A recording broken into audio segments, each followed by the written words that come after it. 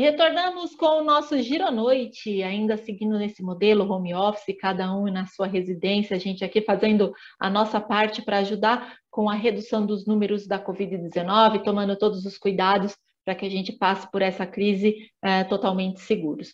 E a gente vai agora falar um pouquinho com a Mariana Copelli, ela é integrante do movimento Escolas Abertas e Seguras de Santana de Parnaíba. Então, começo primeiro desejando uma boa noite para a Mariana. Muito obrigada por ter aceitado o nosso convite para participar do Giro à Noite e falar um pouquinho sobre esse movimento.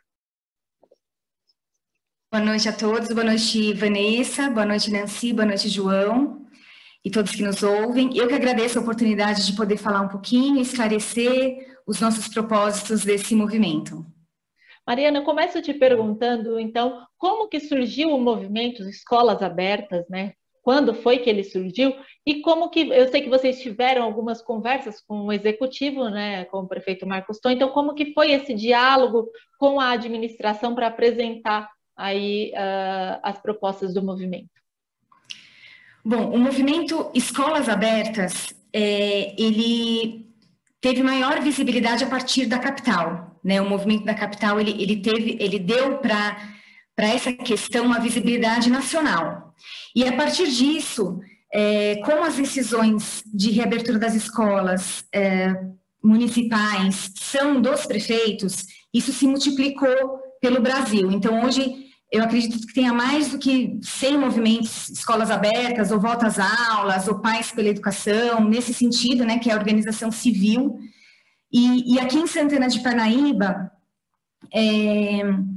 o movimento está mais forte, mais organizado desde março, que foi um pouco antes da primeira retomada presencial das aulas aqui no nosso município. Foi assim que começou. E o diálogo com o executivo, quando vocês começaram a apresentar as propostas do Movimento Escola Aberta, foi um bom diálogo? Vocês foram bem recepcionados? Então, na verdade é o seguinte, a nossa proposta é que as escolas sejam reabertas, que as escolas públicas, principalmente, sejam reabertas, assim como as particulares foram. Diferente de alguns municípios no Brasil, em Santana de Parnaíba, as escolas particulares já estão abertas desde outubro do ano passado. E essa disparidade, né, esse aprofundamento das desigualdades, a partir do momento em que você permite que que crianças de escolas particulares tenham acesso ao ensino presencial e as escolas públicas permanecem fechadas aí por mais de um ano, foi isso que fez com que a gente tomasse força, né, num movimento que envolve tanto mães de escolas particulares quanto públicas, no sentido da igualdade social mesmo, né, para o direito das crianças. E nessa organização, antes até de falar, não, na verdade, junto, né, em conjunto, quando a gente começou o diálogo, e aí a gente sempre teve um diálogo muito próximo com o secretário de Educação Municipal.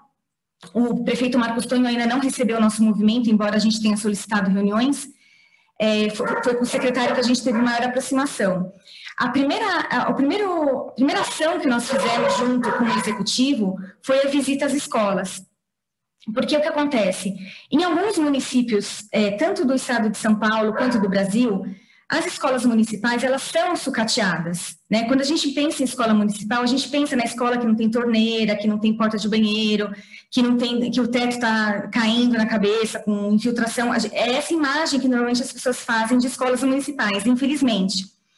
E aí é muito difícil a gente brigar por escolas abertas se não tem o básico, que é uma escola que funcione, né? Que é uma escola em que você consiga lavar as mãos, ou que entrar com segurança com as crianças. Então, a primeira coisa que nós fizemos foi visitar as escolas. Em Santana de Parnaíba, são 69 escolas da rede municipal de ensino. E, numa oportunidade, numa visita que nós fizemos, nós visitamos 10 dessas escolas escolhidas de forma aleatória. Então, nós visitamos escolas dos bairros mais distantes do centro, os bairros mais carentes da cidade, para realmente identificar se existia uma boa infraestrutura para o retorno. E nós nos surpreendemos positivamente nessas visitas, né? De fato, a prefeitura ela tem, ao longo dos últimos anos, investido bastante na educação, com inauguração de escolas novas, reforma de escolas antigas, a questão da municipalização de escolas que antes eram estaduais também melhorou as condições das escolas, e elas seguem um padrão muito semelhante, escolas amplas, bem ventiladas, com bons equipamentos, mesas, cadeiras, e elas estavam todas bem sinalizadas com a questão da pandemia, do distanciamento, das informações sobre lavagem de mãos, questões que tem em todos os estabelecimentos. E com base nisso, né, nós falamos, poxa, as escolas públicas de Santana de Parnaíba têm toda a condição de retornar. Por que não retorna? O que falta para retornar? Lembrando que no ano passado nós já passamos pela fase laranja, pela fase amarela, chegamos na fase verde e as escolas continuaram fechadas para aulas presenciais de fato. Teve tentativas aí, ou iniciativas de retomada, mas não com aula, foi com recreação, outras modalidades, vamos dizer assim, de retomada. E nesse processo, uma coisa que foi muito interessante do nosso movimento, que inclusive fez com que a gente mudasse o nome do movimento, que era Escolas Seguras, e passou a ser escolas, eram escolas abertas e passou a ser escolas abertas e seguras, foi uma aproximação muito interessante que nós tivemos com os professores. Os professores, eles nos procuravam nas redes sociais, criticando o movimento, e que isso acontece em muitos movimentos de reabertura das escolas. Os professores falam, vocês estão loucos, vocês não conhecem a realidade, eles muitas vezes se colocam contrários à reabertura da escola. E nós fizemos um convite para ouvir esses professores, já que não existe escola sem professor, né? Quem faz a escola é o professor, então a gente precisava, assim como a gente se aproximou do poder público, e a gente se aproximou da comunidade, que a gente fez também conversas com líderes da comunidade, com famílias que são os usuários das escolas, nós também nos aproximamos dos professores. E foi um diálogo muito interessante, foi muito enriquecedor, que nos fez entender quais são as preocupações dos professores nesse processo de retomada das escolas públicas, né? E que, sim, existe uma diferença para as escolas particulares e que não é estrutura, não é estrutural, não é o prédio, porque as escolas públicas de Santana de Parnaíba, elas têm uma estrutura muito boa, muito semelhante a muitas escolas particulares, e a gente não conseguia entender qual é a questão. E o que eles trouxeram para a gente? Primeiro, que a escola precisa ser um lugar seguro. A gente sabe, e isso não é opinião, isso é a ciência que diz, inclusive os movimentos de médicos que apoiam a retomada da escola, existem muitos pelo Brasil já fazendo isso, a gente sabe que é urgente a retomada da educação presencial em todo o Brasil. Se diz assim, que a escola com protocolos é segura. Escola com protocolos é segura. Isso sempre foi uma coisa que a gente repetiu várias vezes. E a gente não conseguia entender, né? Por que o professor tinha esse receio. Então, nós demos um foco muito grande à questão dos protocolos nas escolas públicas, porque não adianta você ter o protocolo, você ter no papel o protocolo, então é assim que tem que ser, é assim que funciona, esse é o distanciamento, esse os rituais, né? Você precisa ter o plano, você precisa ter um instrumento, quer dizer, você precisa ter a máscara, todo o EPI, tanto dos professores quanto das famílias, isso de uma maneira muito clara, e você precisa ter o procedimento claro. E o procedimento claro, ele não é conseguido através de papel, né? Ah, tá aqui, ó, um papel com um relatório aqui com 40 páginas, aqui está o nosso protocolo. Isso precisa ser comunicado para as famílias. E foi isso que as escolas particulares fizeram ao longo de todo o processo de retomada.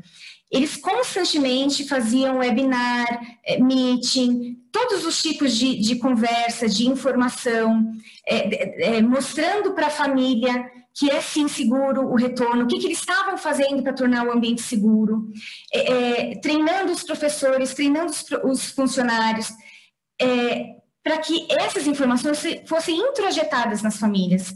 Toda família que manda o filho para a escola precisa saber quais são os protocolos, o que ela precisa fazer, o que ela precisa respeitar. E a gente não pode considerar que as pessoas vão ler um documento. A gente precisa ensinar, envolver essas pessoas. Então, a gente começou a bater muito nessa tecla de que realmente haja segurança na escola. Precisa haver uma comunicação efetiva, uma comunicação transparente dos protocolos, para deixar todo mundo confortável, tanto os funcionários da educação, que a gente até entende que eles tenham receio dessa retomada, até porque eles falam que eles estão acostumados com a precariedade. Então, a gente não pode ser precário num momento de pandemia. Quanto às famílias, né? As famílias também, a gente sabe que a adesão das famílias, ela vem gradualmente. Muitas vezes, quando a gente retoma as aulas presenciais, a adesão é baixa. Mas, com o tempo, as famílias vão se sentindo seguras, percebem que tudo bem, que é bom para a criança retornar e essa adesão ela vai crescendo. Então, a segurança é uma questão muito importante e que a gente insiste nessa questão e vamos insistir com o poder público até o fim. E outro aspecto que foi muito importante nessa conversa com os professores é a questão do ensino híbrido. O que é o ensino híbrido? A pandemia, pelas restrições da pandemia, a escola não é a escola que era antes. Ela é uma escola totalmente diferente. Ela é uma escola em que você precisa fazer rodízio das crianças para você ocupar os espaços da escola com segurança. E isso nunca aconteceu na nossa história, né? Então, hoje, pelo Plano São Paulo, a escola ela pode ser ocupada por 35% dos alunos matriculados. E esse número vai aumentando conforme as fases da pandemia vão avançando. E para que sejam 35 na escola, os outros estão em casa e precisam ser igualmente assistidos pelos professores, eles precisam igualmente ter acesso à educação. E é isso que a gente chama de ensino híbrido. Uma parte das crianças, e normalmente é uma pequena parte, está presencial na escola, e a outra parte dos alunos está em casa e tem que ter um ensino remoto. Na maioria das escolas particulares, como funciona esse ensino híbrido? As escolas se equiparam com equipamentos de informática tecnológicos para que aquele professor que está na sala de aula, ele dá aula tanto para os alunos presenciais quanto ao mesmo tempo para os alunos que estão em casa. E tem essa interação, o aluno consegue tirar dúvida, ele interage com os colegas, mesmo que uma parte ali e a outra não. Na escola pública, isso não acontece. O ensino, mesmo o ensino remoto, em muitos casos, ele não aconteceu de forma ao vivo. E cada escola fez de um jeito, né? Então, a gente percebeu que não existe uma uniformidade nem no ensino remoto, 100% remoto, e nem no ensino híbrido. Por quê? Existem crianças que não têm acesso à internet, existem crianças que não têm acesso ao dispositivo eletrônico, porque às vezes o único dispositivo da casa é o celular, que fica com o pai, com a mãe. Imagina uma família com mais de um filho, com 2, 3, 4 filhos, como que essas crianças têm aulas ao mesmo tempo, né? Então não funciona, o ensino remoto já não funciona. Muitas crianças tiveram aulas por WhatsApp. Então a professora mandava um videozinho, mandava um link, e se a criança tinha dúvida, ela respondia para o WhatsApp. Ou seja, isso não é ensino, né? Isso a gente tá fingindo que a gente está ensinando as crianças. Imagina a criança em fase de alfabetização, a dificuldade que tem, né? Como esses professores, a gente até fala assim, se viraram nos 30 para conseguir dar aula nesses termos todos. E quando acontece a retomada, e essa retomada, a prefeitura ela já teve uma experiência na semana do dia 8 ao dia 12 de março. Santana de Parnaíba foi a única cidade da Oeste que retomou as aulas presenciais nas escolas públicas. Os outros prefeitos tinham anunciado essa retomada no dia 15 de março e o prefeito Marcos Tonho anunciou no dia 8 de março, que foi o que aconteceu. Ou seja, e aí a partir do dia 15 entrou a fase emergencial e tudo fechou novamente. Ou seja, a prefeitura ela tem uma semana de experiência, ela sai na frente de muitas prefeituras, né? Porque já aconteceu essa retomada. Então, a gente já pode aprender o que deu certo, o que deu errado, o que aconteceu com esse professor que foi para a escola, como que ele atendeu a criança que estava em casa, e como que a gente pode melhorar. Então, essa discussão de protocolos, a revisão do ensino híbrido é outro ponto que a gente acha urgente na retomada das aulas presenciais das escolas públicas e que ainda não foi resolvido.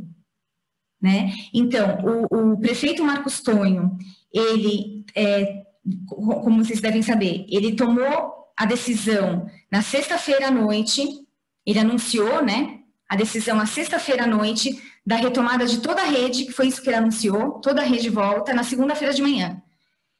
Então, não teve tempo hábil, não teve dia útil, né, para esses professores se prepararem, eles foram pegos de surpresa também, para preparar as famílias, para comunicar protocolo de segurança, para tranquilizar que estava tudo bem, para pensar no ensino híbrido.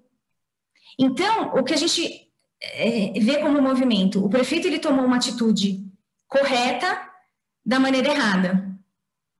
A volta é urgente, a retomada das aulas presenciais passou do tempo de acontecer. Só que por isso que a gente manteve a manifestação no sábado, a gente manteve a carreata, mesmo ele tendo anunciado a abertura das escolas. Porque a abertura das escolas por si só não é o objetivo final do nosso movimento. O que a gente quer são escolas abertas, com segurança para todos, então para os alunos, para os pais dos alunos, para os professores, para todos os funcionários, e o ensino híbrido de qualidade, que funcione, porque não adianta a gente abrir escola e aquele aluno ser pior assistido com escolas abertas do que com escolas fechadas. Né? A escola... João, você tem alguma pergunta? Só desculpa te interromper. Claro, desculpa, é que eu vou, né? Tem tanto assunto. Imagina. Você tem alguma pergunta, João? Porque eu vi que ela está entrando na questão da manifestação e eu acho que você pode ter alguma pergunta nesse sentido. Tenho sim, Vanessa. Excelentes esclarecimentos aqui por parte da Mariana. É bem interessante, né, o propósito dessa manifestação, enfim. Mas, Mariana, é o seguinte, né, ainda assim, você tocou bastante no termo segurança. Como que é possível, na sua visão, é claro, né, dizer que vocês estão retomando as aulas presenciais e também remotas, né, da maneira híbrida, com 85% dos leitos de UTI ocupados do município, e aí eu ainda saliento, levando em consideração que esta segunda onda tem atingido ainda mais os jovens, crianças, adolescentes, enfim. Como que é possível encontrar um equilíbrio, na sua opinião, em termos de segurança, diante de um cenário ainda muito temeroso, né, digamos assim? Bom, a gente precisa crer que os governantes, que são assistidos por pessoas técnicas, tomem decisões técnicas, né? Quem fez a transição de fase, da fase vermelha e a fase de transição que nós estamos hoje para a fase laranja foi o governador do estado, com todos os seus estudos, com todos os seus técnicos. Então, as prefeituras, elas estão seguindo um plano estadual. E o próprio prefeito, na live, ele chamou o secretário de saúde, que acompanha todos os números da cidade, e esperamos que com bases técnicas tenham tomado a decisão. Então, essa pergunta, ela não tem que ser direcionada ao movimento escolas abertas e seguras, né? Porque isso foi uma decisão da prefeitura. O que a gente vai fazer agora que assim, é um papel adicional, que é o papel da fiscalização se isso está acontecendo. Se realmente eles disseram, olha, as escolas estão com protocolos, as escolas são seguras. Eles nos disseram, então agora a gente vai fiscalizar, que também é o papel dos vereadores, com quem nós já temos contato também, estamos cobrando. Também é o papel da vigilância sanitária, que é quem faz os protocolos e quem autoriza a retomada das atividades, como foram retomadas diversas atividades como comércio, shopping, restaurante, academias de ginástica, igrejas, cinemas. Então, é a vigilância sanitária que está fazendo esse estudo de viabilidade técnica da retomada das atividades. E além da vigilância sanitária dos vereadores, tem o Ministério Público, tá? Que também atua muito próximo do nosso movimento, então nós estamos em conjunto. Qual que é o nosso papel agora como sociedade civil? Cobrar, fiscalizar. Então, a gente se coloca como um canal, já que o prefeito tomou essa decisão, e ele afirma com todas as letras, as escolas estão seguras, nós temos protocolos, está tudo direitinho, o que nós vamos fazer agora? Ficar em cima, ver se realmente está funcionando, se as crianças estão tendo aulas de qualidade, e a nossa página e o nosso canal de comunicação serve como um canal de denúncia. Então, aquele professor que percebeu que na volta à aula, no ambiente de trabalho dele, falta equipamento de segurança, de proteção individual, não tem clareza no protocolo, que aquela família não entendeu direito como que vai funcionar a escola de agora em diante, né? Ou se aquela família também tem pontos a acrescentar sobre qualidade de ensino, se a criança está tendo aula, se não está tendo aula, nós seremos esse canal de denúncia, nós seremos esse canal de cobrança da prefeitura a partir de agora, né? Então, assim, a decisão foi tomada por eles. O que a gente pede agora? Segurança e qualidade, que é o básico, né? Que é o que as escolas particulares oferecem para os seus alunos. Ok, obrigado, Nancy. Só antes da Nancy fazer uma pergunta, tem um comentário que está aqui, bem importante na nossa rede social. A Patrícia Cesário, ela coloca aqui, boa noite. Professores voltaram hoje sem máscaras para professores e alunos. Então, fica aí o alerta, né? Como a própria Mariana falou, né? Que o canal do movimento acaba servindo também para fazer essas denúncias. É importante ter esse canal, né?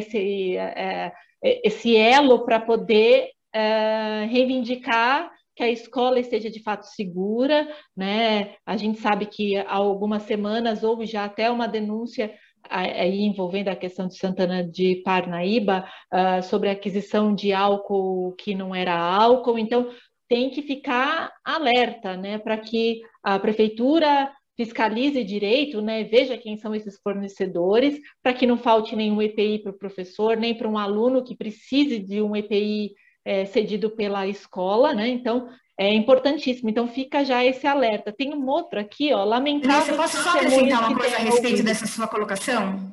Pode, claro, por favor. O que a prefeitura, o que o secretário de Educação nos passou, o que está nos protocolos da prefeitura, na questão de máscara, é que como a máscara é um item obrigatório na pandemia para todas as pessoas que saem de suas casas, que não seria necessário a prefeitura fornecer para o professor e para a criança, né? Isso ele nos colocou. Então, ele falou, a gente já usa máscara, a gente já tem que usar máscara, cada um tem que ter a sua máscara, e o que ele nos garantiu, que a escola teria equipamentos sobressalentes para um caso de necessidade, mas que não seria fornecido para todos os funcionários. E isso até é um ponto que a gente questiona também, é que a gente não teve oportunidade, novamente, de questionar a prefeitura e a secretaria sobre estes pontos que, para a gente chamar atenção também, se a prefeitura deveria fornecer máscara ou não. Eu acho que isso provavelmente deve ter sido uma decisão, não sei quem, se é a vigilância, se é a educação que toma essa decisão, mas é algo sim que a gente já levantou como dúvida para um esclarecimento da prefeitura. Ela deveria ou não fornecer máscara para todos os funcionários da educação. Sim, sim. Só completando aqui, agradecer só um pouquinho, Nancy, me desculpa, só agradecer, porque a gente está tendo bastante comentários aqui, então agradecer as pessoas que estão participando, a Vanessa Gama, que também deu boa noite aqui, Laudenice Barbosa, a Patrícia, o pessoal tem aqui, tá todo mundo, Vanessa, Viviane Ananias, agradecer então as pessoas que estão participando, quem tiver alguma pergunta pode aproveitar e fazer aqui através das nossas redes sociais, que a gente faz aqui para a Mariana. Nancy, pode fazer sua pergunta. Okay. Mariana, prazer em recebê-la aqui. É muito importante você estar esclarecendo a função do movimento, porque eu te confesso que, a princípio, eu achei que seriam pessoas, né, os pais, querendo que seus filhos voltar para a escola e ponto final, né? Você está esclarecendo que não. Então, é muito importante esse movimento no sentido de fiscalização mesmo, porque a gente viu com a pandemia que muitas coisas que não eram feitas muito bem estão aparecendo. Então, eu gostaria de saber de você o que você espera com esse movimento, porque você espera que realmente tudo seja feito corretamente, fiscalizado, os pais, sabe, juntem-se a esse movimento para que tudo seja corretamente, que as crianças voltem realmente com segurança? Nancy, obrigada pela sua pergunta. Eu vou falar uma coisa que eu não sei se foi falado em algum momento.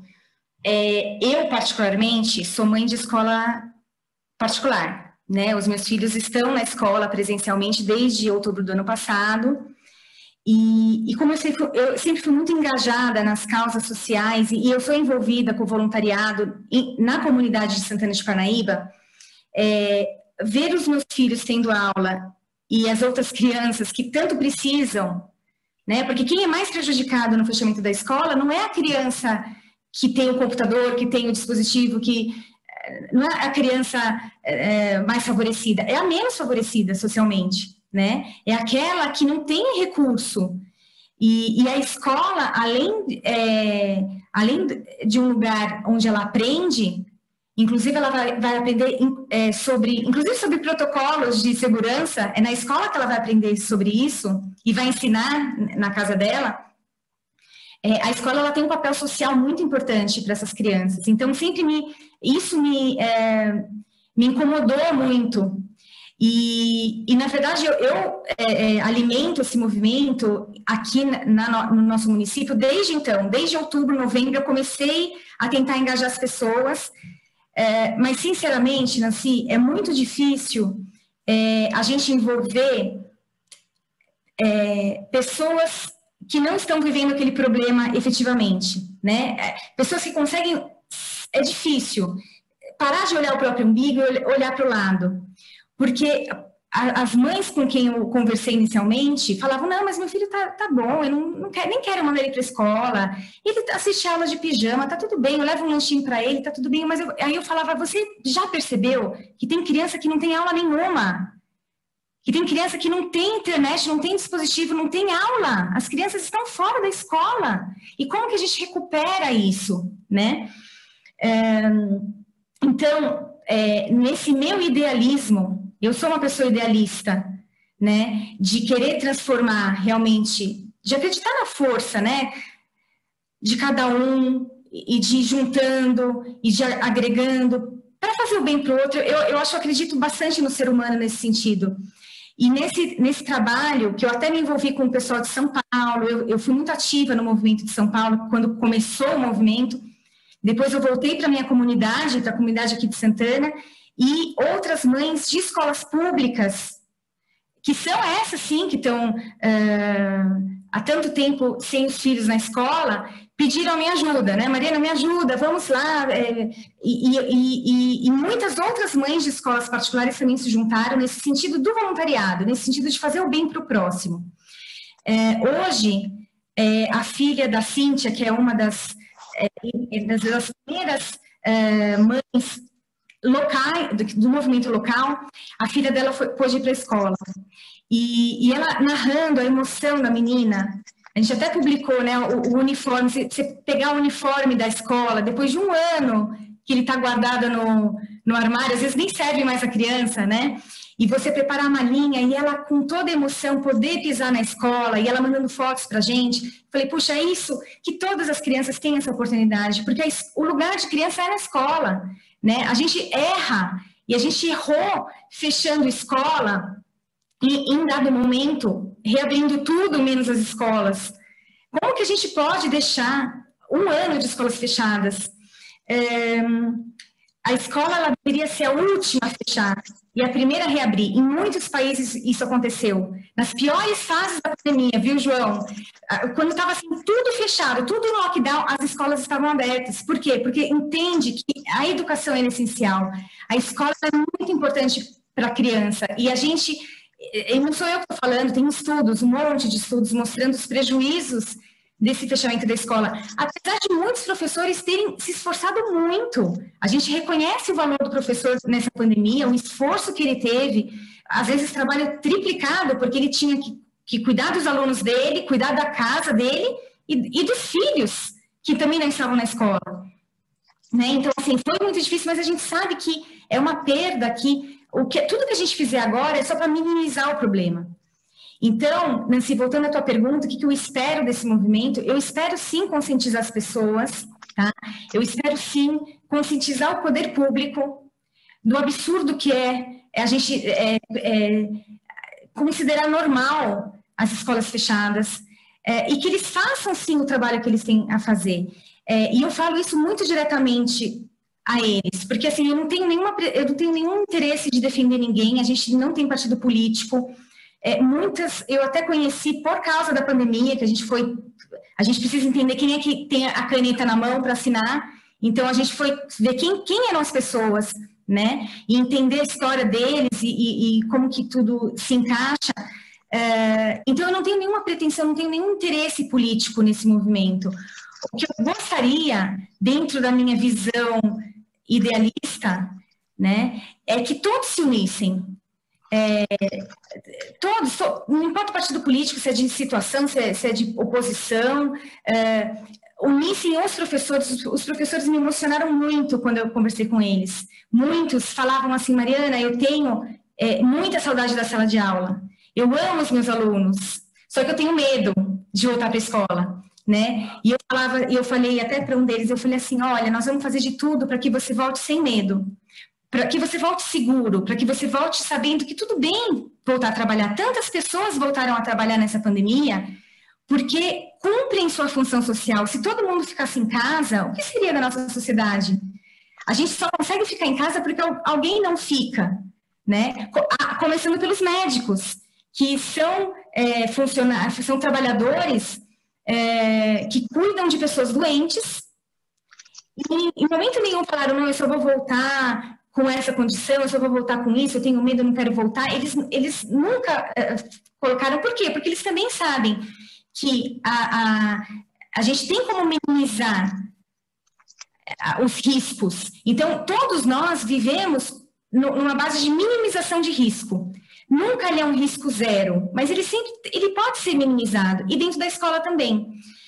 Também existem muitos estudos, e isso a gente vai até juntar alguns médicos da região. Existem médicos em todo o Brasil fazendo esse movimento de retomada da educação, mas aqui em Santana nós vamos juntar alguns médicos locais, porque quando a gente fala localmente, parece que ressoa melhor, porque a gente está falando da nossa realidade.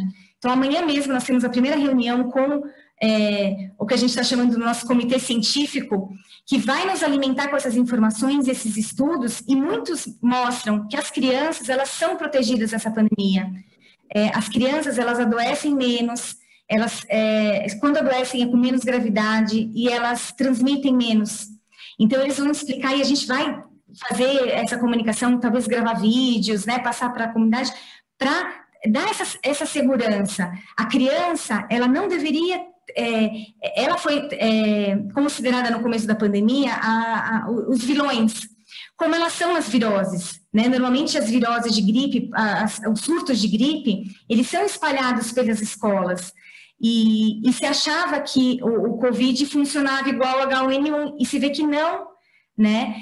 E mesmo nos surtos de gripe, em que as crianças são os vetores, as escolas nunca foram fechadas. E agora, em que as crianças não são os vetores, elas estão sofrendo algo que vai marcá-las para o resto da vida. E não é só o aspecto pedagógico, embora também seja, mas é o aspecto social, o aspecto emocional, a coordenação fina. Tem crianças que desaprenderam a escrever o próprio nome, crianças que tiveram regressões no aprendizado, que agora esse professor, o que vai acontecer? Ele vai ter que ter um esforço enorme para retomar o que passou e prosseguir no aprendizado. Vai ser um trabalho grande dos professores, dessa recuperação de conhecimento, né?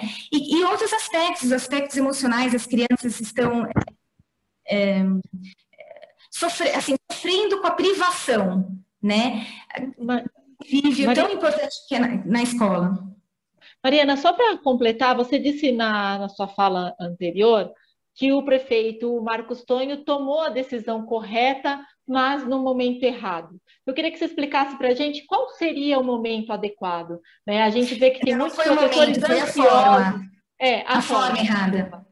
Da forma errada. Qual seria, então, a forma correta dele tomar? E se você concorda que esse retorno deveria acontecer após todos os professores estarem vacinados? A gente sabe que as crianças, de fato, né, segundo alguns estudos, apontam que a gravidade, são alguns casos que podem se tornar grave, não na sua grande maioria. Nos jovens, muito mais. Hoje tem até um estudo da Fiocruz que aponta que jovens de 20 a 29 anos são os que mais estão internados na UTI, que não se enquadra no caso das crianças, mas, querendo ou não, nós temos muitos professores com comorbidades, professores que pertencem a grupos de risco, não tem a idade, mas pertence ao grupo de risco por ter uma diabetes ou ter uma hipertensão, que isso não tem idade, né, para ter esse tipo de doença. Então, a forma adequada seria, após todos os professores estarem vacinados, ou você acha que mesmo sem a vacina,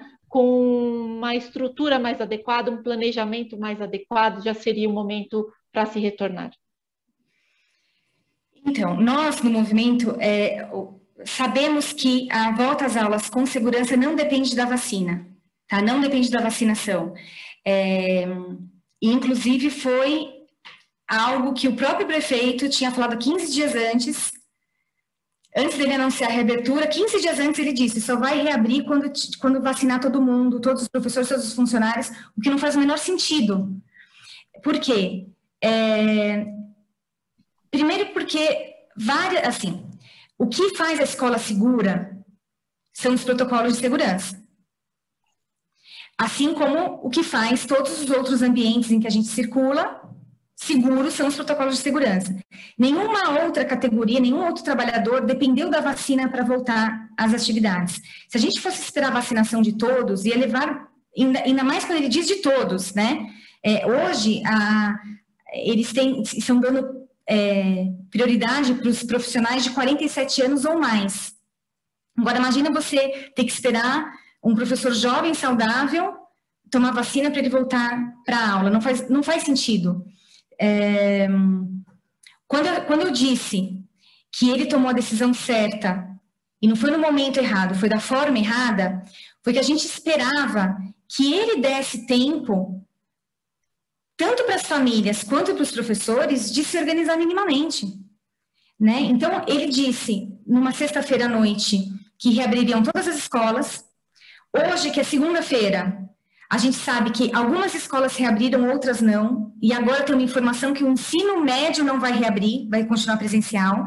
Então, assim, um monte de informação desencontrada, e as famílias, elas ficam no meio do caminho, e os professores também, né? Os professores, eles não fazer. E eu até penso, imagina aquela professora que também tem os filhos na rede municipal, então ela não sabe se ela vai ter que ir, onde que o filho vai, qual que é a bolha. Imagina se é justo, se tem respeito nessa tipo de decisão que você faz numa live às 7h, 7h30 da noite, numa sexta-feira, para tudo voltar ao normal na segunda, como passe de mágica.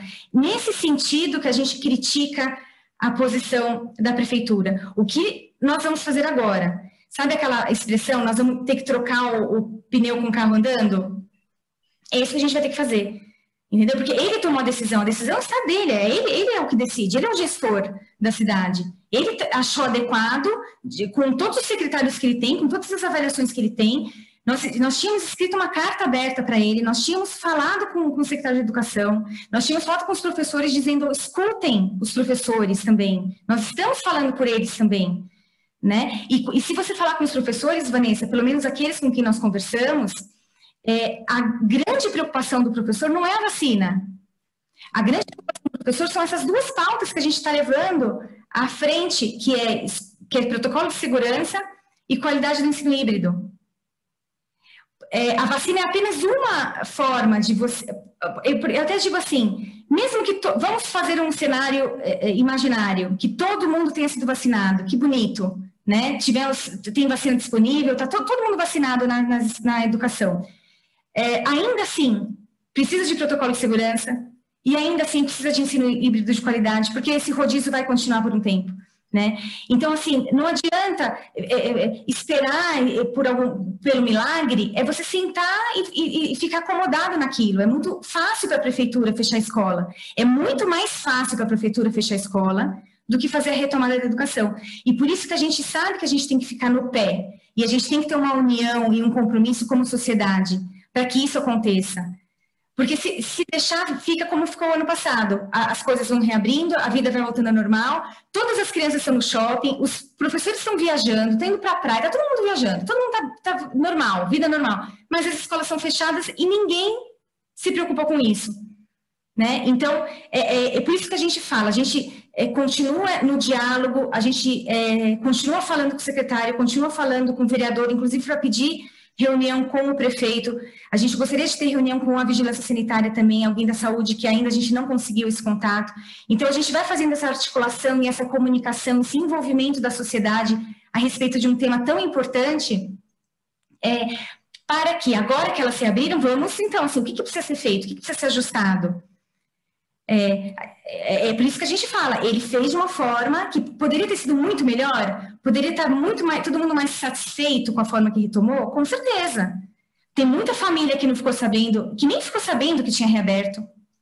Tem criança essa semana que não vai ter aula remota, vai ter, parece, vídeo gravado. Quer dizer, é uma desorganização que prejudica todos, prejudica os funcionários e prejudica os alunos. São mais de 30 mil alunos na rede municipal de Santana de Parnaíba que tiveram suas rotinas alteradas numa decisão tomada na sexta-feira à noite, para começar na segunda-feira de manhã. Então, por isso que a gente diz, foi uma decisão certa, urgente, necessária e possível, só que foi tomada de uma maneira errada, né? Faltou um pouquinho de planejamento, faltou um pouquinho de organização. É isso que a gente coloca. Então, agora vamos correr atrás. E a gente vai, e eles, assim, se acham, né, se eles achavam que reabrir a escola ia fazer o movimento esfriar, pelo contrário, né? Agora é que a gente vai ficar cada vez mais no pé do poder público. É isso aí, tem que ficar mesmo em cima, fiscalizar sempre, né? João, não sei se vocês têm mais alguma pergunta, eu sei que o bate-papo com a Mariana está ótimo, mas se deixar a gente estende aqui até mais tarde, a gente vai emendando. Só uma coisa, para ela deixar o link, algum endereço para as pessoas, né, verem ou participarem. Ótimo. Nós temos uma página no Instagram que chama Escolas Abertas, _ Santana de Parnaíba. E no Facebook também com o mesmo nome.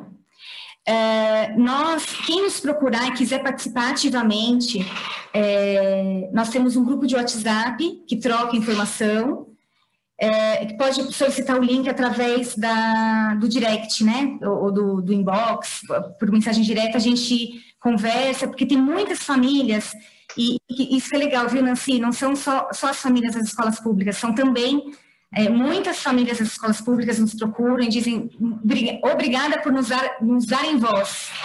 É isso que a gente fica muito satisfeito, sabe, de dar voz para pessoas que às vezes não sabem se organizar, ou não conseguem se organizar. E muitas famílias de escolas particulares que já estão com seus filhos, mas que também entendem esse tema como importante para a sociedade. Então, através das redes sociais, a gente faz esse contato, se junta, troca as ideias e trabalha juntos. Hoje, a gente já está assim, crescendo, começamos com poucos, hoje já somos muitos e esperamos crescer ainda mais com o envolvimento de todos. Okay, isso aí, ó. Só agradecer aqui as pessoas que continuam participando através das nossas redes sociais, aqui Joyce Garcia, Érica Cirina, Elizabeth Cardoso, Solange Machado, Heloísa Mello, Solange Machado novamente, agradecer aqui todas as pessoas, Cida Santos, Fátima Garcia, todas as pessoas que fizeram comentários aqui durante a nossa entrevista. Mariana, eu quero agradecer demais a sua participação. Eu sei que a gente teria ainda muitas outras perguntas e o papo rende, porque é um assunto de extrema importância e de interesse de todos que estão assistindo. Educação, a gente precisa sempre investir em educação, valorizar os professores. A gente sabe que é uma pandemia muito séria, né? Não é fácil para os professores, a gente entende o medo dos professores, entende a cautela que todos têm com a própria saúde, mas esse é um ambiente de debate, de diálogo, isso é democracia, então a gente tem que respeitar sempre a opinião de todos, né? E chegar num diálogo, num consenso do que é melhor para a cidade, do que é melhor para todos os lados, para que todos tenham acesso à educação, saúde garantida, né? Então, Mariana, muito obrigado pela entrevista e fica aqui sempre as portas abertas do Giro SA para você trazer novas informações sobre o movimento. Eu que agradeço, obrigada. Eu sei que é um tema que é polêmico mesmo. A gente recebe, toda vez que a gente fala, a gente recebe críticas de um lado, apoio de outros, mas o importante é a gente fazer essa reflexão e o diálogo. O diálogo ele é muito importante. Quando a gente tem escuta ativa e a gente realmente olha para o lado, né? Não só para nós, para nossa realidade, mas olha para um quadro maior, eu acho que é aí que a gente vai buscar as melhores soluções como sociedade. É isso aí, Mariana, muito obrigada, uma boa noite para você. Essa foi a entrevista, então. Obrigada. Boa noite, Mariana. Boa noite. Tchau, tchau. Essa foi a entrevista com a Mariana Copelli, ela é integrante do Movimento Escolas Abertas e Seguras de Santana de Parnaíba. Então, isso que a gente disse, né? Democracia, a gente tem que ouvir todos os lados, a gente sabe que tem pessoas que não concordam ainda com o retorno, mas tem aí o movimento que torce pelo retorno de forma segura. A gente vai para mais um rápido intervalo, então não saiam daí que a gente tem muito mais informações sobre a região oeste da Grande São Paulo, as 11 cidades que compõem esse oeste. Então, não saia daí que a gente volta já.